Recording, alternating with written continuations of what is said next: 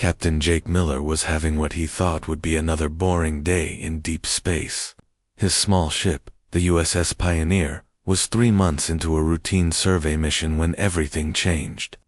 Jake had been a space explorer for 15 years, and most days were filled with scanning empty planets and checking off boxes on reports that nobody back on Earth would probably ever read.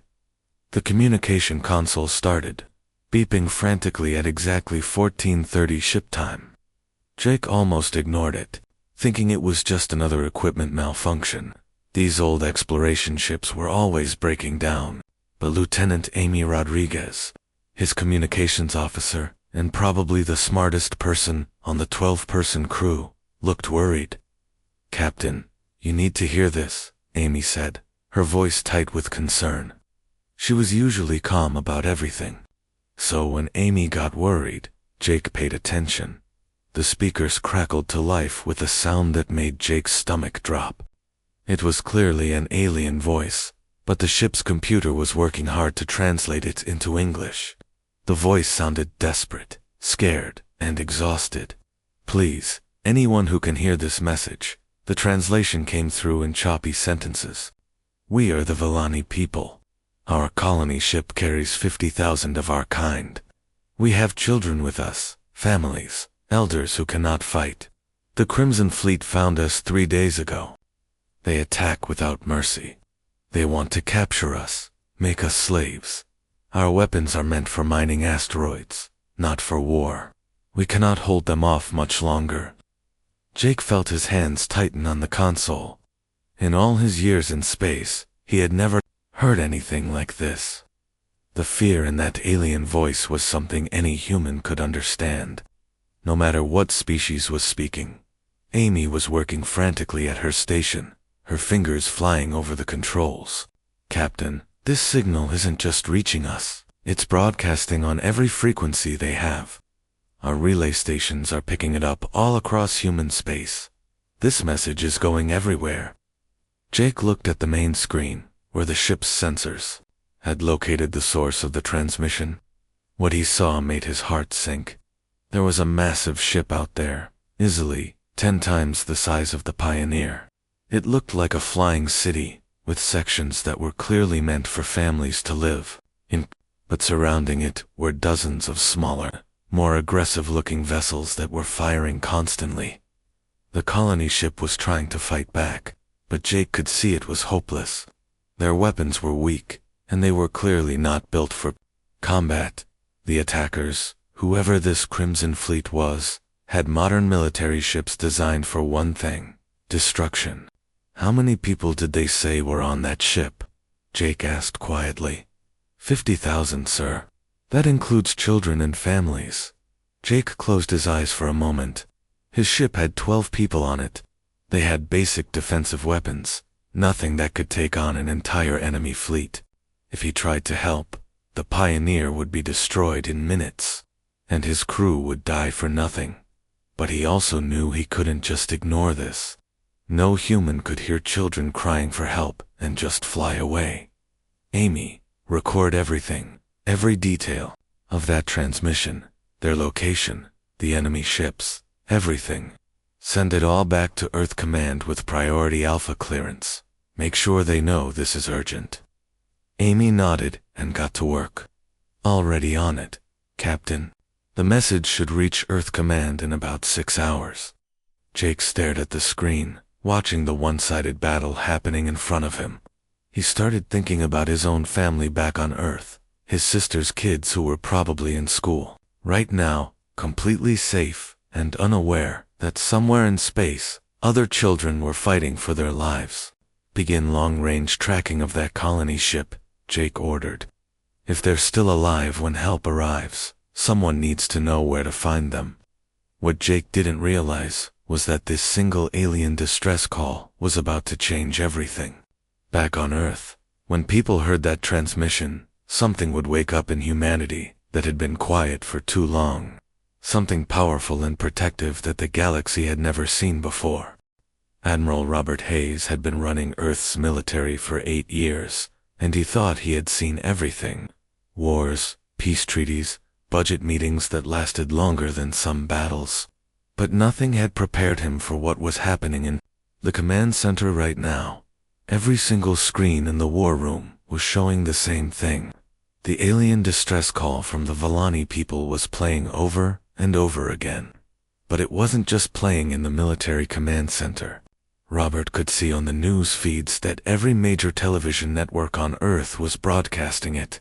People were sharing it on social media faster than the computers could track. The reaction was unlike anything Robert had ever witnessed. Within 2 hours of the transmission reaching Earth, the phones in recruitment centers across the planet started ringing non-stop.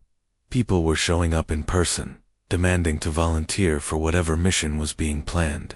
The lines outside military bases stretched for city blocks. Colonel Lisa Park, his second-in-command, walked over with a tablet full of reports. Lisa had been in the military for 20 years and never got excited about anything. But today, she looked amazed by what was happening. "Sir, I've never seen anything like this," Lisa said, shaking her head. The Senate held an emergency session and voted to authorize full military mobilization. It wasn't even close. The vote was unanimous. Every single senator voted yes. Robert looked at the reports she was showing him. Reserve fleets that hadn't been activated in decades were powering up across human space. Ships that had been in storage were being pulled out and prepared for combat. The massive shipyards orbiting Mars, which usually built cargo vessels and exploration ships, had switched to producing military hardware. "The Jupiter Defense Fleet is already moving," Lisa continued. "Admiral Thompson says he can have 40 ships ready to go within the day. Even the mining companies in the asteroid belt are volunteering their security ships." Robert walked over to the big windows that looked out over Earth Command's launch pads. What he saw made him realize that something fundamental had changed in humanity. Transport ships were launching every few minutes, each one packed with volunteers heading to join the rescue mission. These weren't career soldiers looking for adventure. These were ordinary people who had heard children crying for help and decided they couldn't just sit at home and do nothing. A young communications officer approached them with another report. "Admiral, we're getting calls from civilian ship captains, asking if they can help. Cargo haulers, passenger ships, even some of the big luxury liners want to know if they can carry supplies or evacuate refugees." Robert had been in the military his entire adult life. He had studied Earth's history, learned about every major war and conflict, but he had never seen his own species react like this before. It was as if hearing that alien family's desperate plea had awakened something deep in human nature. The truth was, Earth's military had been designed differently than most species would expect. For the past 50 years, ever since humans had first encountered other intelligent life, Earth's leaders had made a decision. They didn't build their military to conquer other worlds or steal resources. They built it to protect people who couldn't protect themselves. The shipyards on Mars worked around the clock, but they weren't just building warships. They were building hospital ships, supply vessels, and rescue craft. The Jupiter colonies had trained their defense fleets not just to fight, but to evacuate civilians and provide disaster relief. "How long until we can launch a full rescue mission?" Robert asked Lisa. 72 hours, sir. Maybe less if the Mars yards can speed up production. It's going to be the largest fleet in human history. Robert nodded and looked back out the window. Another transport ship launched, carrying more volunteers to join the mission. He thought about something his grandfather had told him years ago, back when Robert was just a young officer. His grandfather had fought in Earth's last major war, and always said that humans were at their best when they were protecting someone else. Looking at the reports coming in from across human space, Robert realized his grandfather had been right. The galaxy was about to learn something important about humanity. When humans heard a cry for help, especially from children and families, they didn't just feel bad about it. They didn't just send thoughts and prayers. They got up, they organized, and they acted. The sleeping giant of Earth's military was waking up, and it was angrier than anyone had expected. Captain Jake Miller had been alone in deep space for 3 days, helplessly watching the Volani colony ship fight for its life against impossible odds. His small exploration vessel could do nothing but stay hidden and relay information back to Earth. Jake had started to lose hope that help would arrive in time. Then something appeared on his long-range sensors that made him think. His equipment was broken. The first ship to arrive was massive, bigger than anything Jake had ever seen outside of a shipyard. It was one of the new battle cruisers from the Mars colonies, its hull shining with fresh armor that looked like it had been installed just hours ago. The ship's name was painted in bold letters, New Angeles. Lieutenant Rodriguez, are you seeing this? Jake called to his communications officer. Amy Rodriguez was staring at her screens in disbelief. Captain, I'm reading more ships coming out of hyperspace. A lot more ships. Within minutes, Jake's small vessel was surrounded by the largest fleet he had ever imagined. Battle cruisers arrived one after another, each one bristling with weapons and carrying thousands of soldiers. Then came the carrier groups from Jupiter, massive ships that immediately started launching fighter squadrons. The fighters moved in perfect formation, like they had been practicing this exact mission for years. Jake watched his tactical display as the numbers kept climbing. 50 ships, 100 ships, 200 ships. The fleet kept growing as more vessels dropped out of hyperspace and took their positions. My God, Rodriguez whispered, her voice full of amazement. There must be 300 ships out there. How did they assemble this many vessels so quickly? But as Jake studied the fleet composition, he realized something that surprised him even more than the size of the force.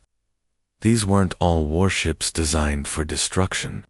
Mixed in with the battle cruisers and fighters were dozens of hospital vessels, their hulls painted with bright red crosses that could be seen from space.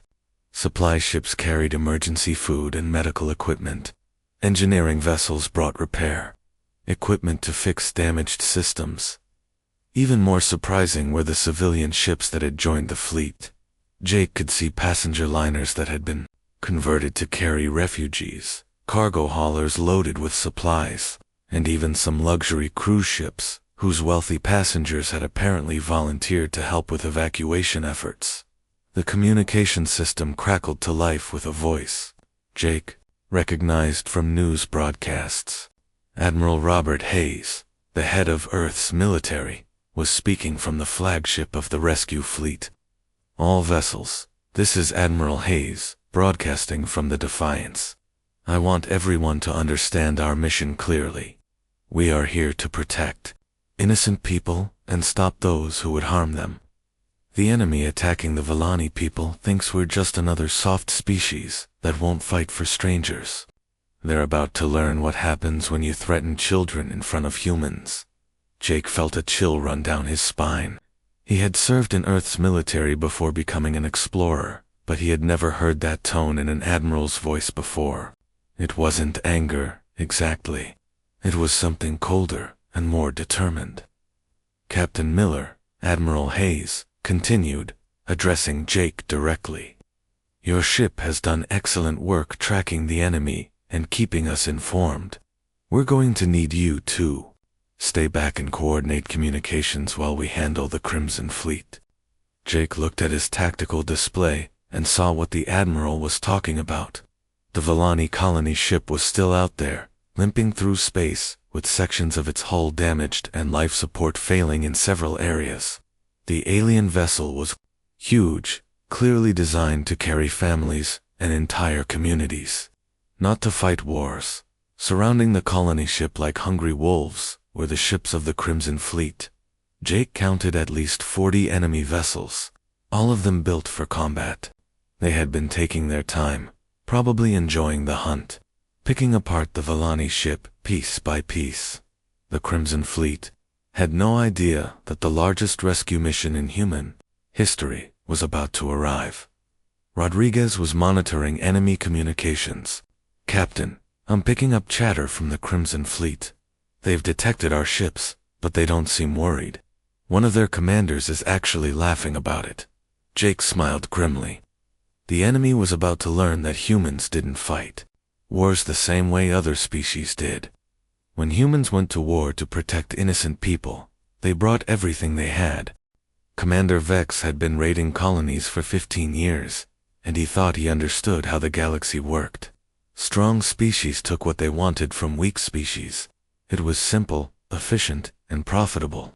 The Crimson Fleet had built their reputation on being ruthless and unstoppable. When his sensors detected the approaching human fleet, Vex actually started laughing. Humans were new to space, barely a century old as a spacefaring species. Every intelligence report said they were soft, more interested in exploration and trade than warfare. This would be easy. "How many ships are they bringing?" Vex asked his tactical officer. "Over 300, Commander, but most appear to be support vessels and civilian ships. Nothing we can't handle." Vex nodded confidently. Numbers meant nothing.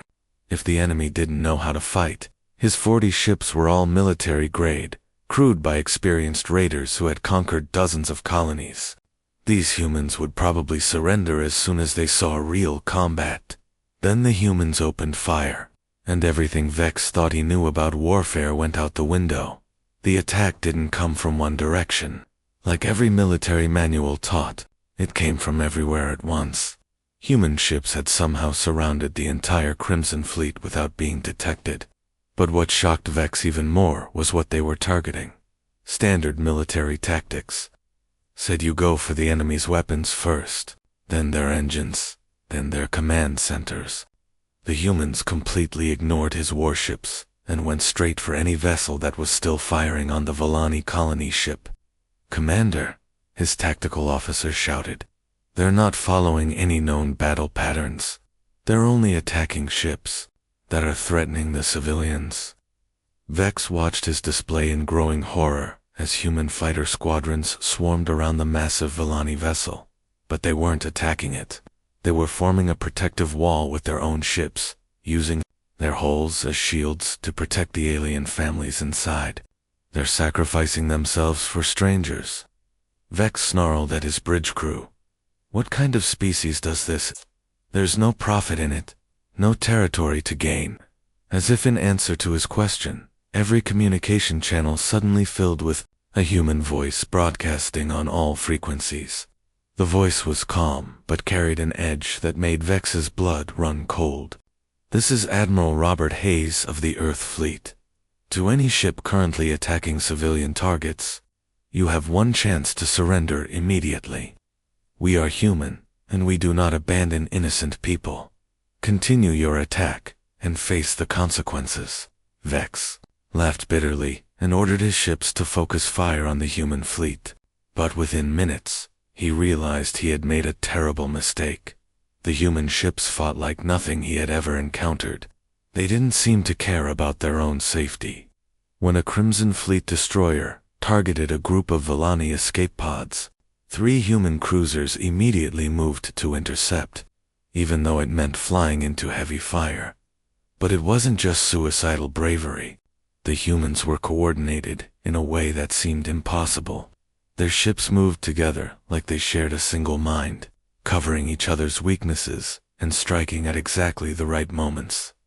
Vex watched one of his best captains, a veteran named Krell, try to escape the battle when he realized how badly things were going. But every hyperspace jump point was already blocked by human ships. There was no way out. "Sir, Captain Krell is requesting permission to surrender," his communications officer reported. "Tell him to fight.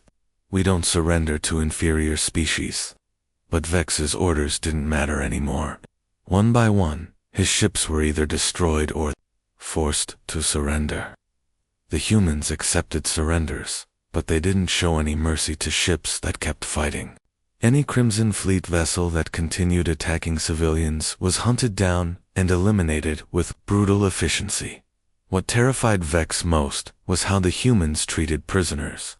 When Captain Krell finally surrendered, the humans didn't execute him or torture him for information. They treated him according to something they called military law, giving him medical care and basic rights that Krell had never shown to his own victims. The battle that Vex thought would be an easy victory turned into a complete disaster. Within 6 hours, the Crimson Fleet had been completely destroyed as a fighting force. Half the ships were scrap metal floating in space. The other half had surrendered and were being held by human forces. Vex himself was sitting in a human prison cell, trying to understand what had happened. The humans had fought harder for strangers than his own crews fought for their own lives. They had risked everything to save people they had never met. A human officer came to question him, and Vex asked the question that had been bothering him since the battle ended. Why did you do this? What do you gain from saving those aliens? The human looked at him with something that might have been pity. We gained the knowledge that 50,000 innocent people are still alive. That's enough for us. 3 days after the battle, Captain Jake Miller found himself walking through corridors he never thought he would see. The Vellani colony ship was massive, like a floating city designed to carry entire families across the stars. But what struck Jake most was how much it felt like home, despite being built by an alien species. Admiral Robert Hayes walked beside him, both men moving carefully through sections that were still being repaired. Everywhere they looked, human and Vellani people were working together. Human medical teams had set up emergency hospitals in the ship's main gathering areas, treating wounded aliens with the same care they would show their own families. Jake watched a young human engineer named Tommy Chen working alongside a Vellani technician to repair a damaged life support system. Neither could speak the other's language very well, but they communicated through gestures and shared determination to get the job done. It's amazing how quickly they're working together, Jake said to the Admiral. Admiral Hayes nodded, but Jake could see the exhaustion in his eyes. The man had been awake for nearly 4 days straight, coordinating the rescue mission and making sure every Vellani survivor got the help they needed. In the ship's central plaza, volunteers from Earth were distributing food and supplies. Jake recognized some of them as civilians who had volunteered to join the rescue mission, including a group of retired teachers who had insisted on coming along to help with the Vellani children, who had been traumatized by the attack. Elder Corin, the leader of the Vellani people, approached them slowly. Jake had met him briefly after the battle, but seeing him now was different. The alien leader was tall and thin, with large eyes that seemed to hold ancient wisdom. But those eyes were filled with tears. Admiral Hayes, Captain Miller, Elder, Corin said in carefully practiced English.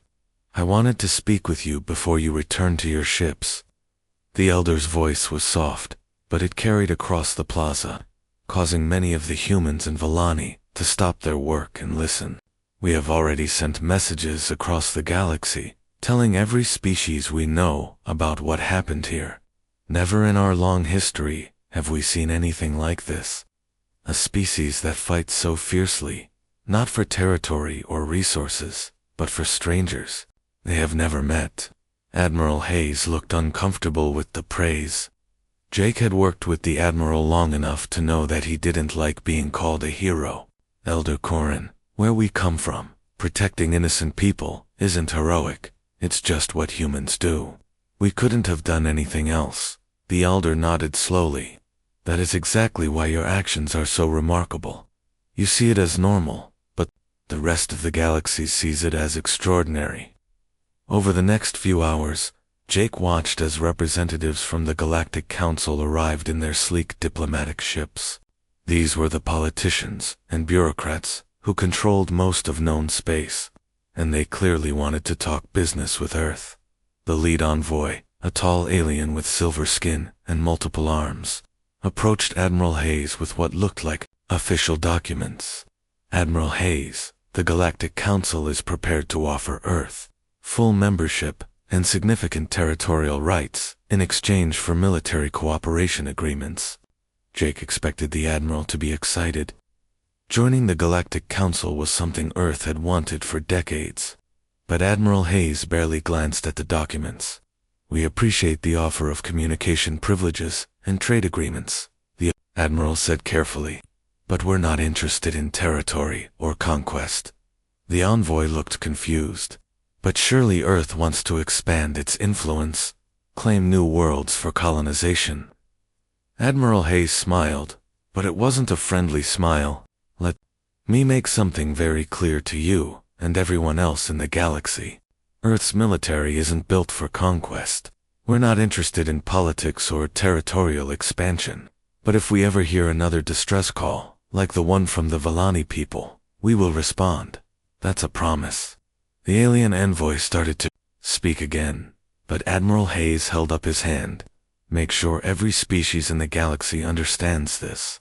We may be young compared to other spacefaring civilizations, but we've decided what we want to be known for. We're the species that shows up when innocent people are in trouble. Word of the rescue spread across the galaxy faster than anyone expected. Within weeks, Jake started hearing reports from other human ships about how pirates and raiders were changing their behavior. Whenever someone reported detecting human ships in a system, criminal organizations would immediately abandon whatever they were doing and flee the area. The phrase human ships detected became something that struck fear into the hearts of anyone who made their living by preying on the weak. But for Jake, the most important moment came when he received a message from his sister back on Earth. She told him that his nephew, who was only 8 years old, had asked her a question. Uncle Jake helped save alien kids, right? That means if alien kids ever need help again, Uncle Jake will go help them. Jake smiled as he recorded his response. Tell him that's exactly right. That's what humans do. The universe had gained its guardians, and they weren't going anywhere.